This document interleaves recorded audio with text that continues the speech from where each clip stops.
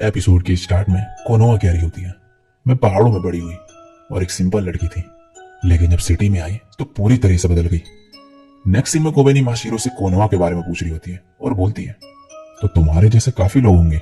माशिरो कहती है, नहीं, हम रेयर स्पेशीज हैं और पहाड़ों में ज्यादा जगह नहीं बची है हमारे रहने के लिए, तो कुछ यहाँ सिटीज में आके ह्यूमंस के बीच रहते हैं। और अब कोबेनी खाना बनाते हुए बोलती है, तुम सेम स्पीशीज के हो लेकिन उसे जानते ही नहीं। माशिरो कहती, नहीं, शायद वो किसी और ग्रुप के साथ रहती होगी कहीं। वो हमारे स्पीशीज की है, लेकिन मुझे नहीं लगता हम कभी दोस्त बन पाएंगे। तभी बेनियो आ जाती है और बोलती है, तुम क्या बात कर रहे हो। कोबेनी सोचती कि इसे बताना सही नहीं रहेगा कि कोनोहा भी माशिरो और हाकुया जैसी है, तो ये बोलती है कि ये एक सीक्रेट है और बेनियो को बताने से मना कर देती है। बेनियो ये सुन के सैड हो जाती है कि कोबेनी इससे चीजें छुपा रही है और माशिरो को पकड़ देती है। माशिरो इससे दूर हो जाती है और बोलती है, तुम्हारी वजह से मेरा दिन खराब हो गया।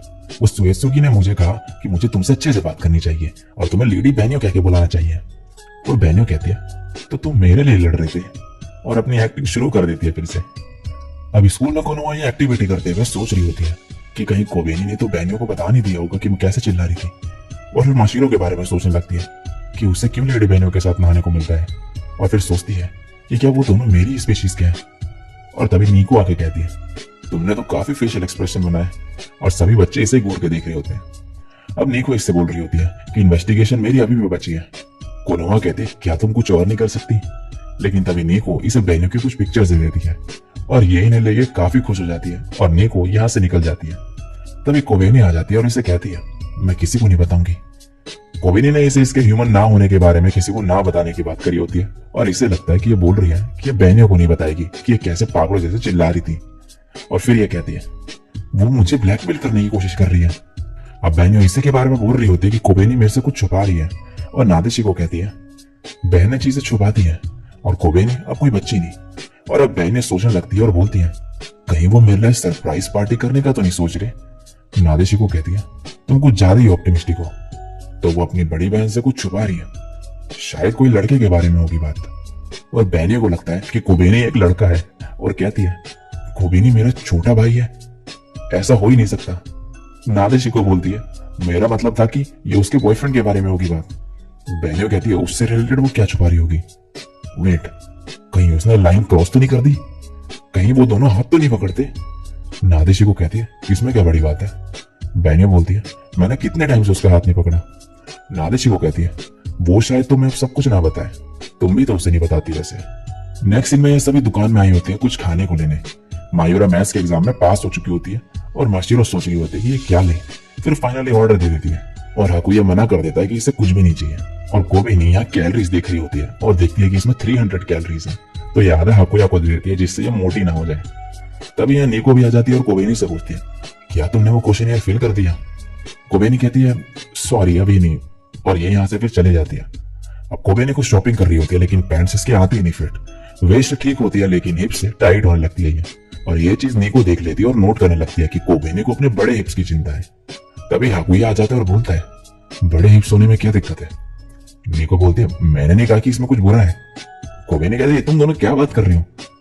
मायूरा बोलती है, कोबेनी को पसंद नहीं उसके बारे में आर्टिकल लिखे जाए, तो क्या तुम ये सब गलत कर दोगी। नीको कहती है, अच्छा सॉरी, ये सब भूल जाओ, और बाय कहकर यहाँ से चली जाती है। और अब नीको कोनोहा को कॉल करके बताने लगती है कि कोबेनी अपने हिप्स को लेकर काफी कॉन्शियस है।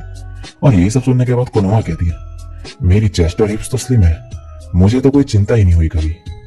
लेकिन अगर पूछो कि मैं इससे खुश हूं या नहीं, तो आंसर होगा नो।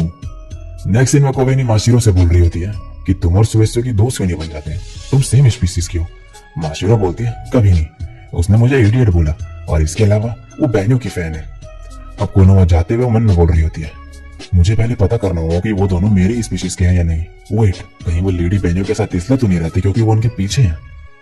मायूरा क्लास में जाके बताते कि इसने सुएसुगी को बाहर देखा। कोबेनी इसके पास जाती है और एकदम से चौंक जाती है और बेनियो की सभी पिक्स गिर जाती है नीचे।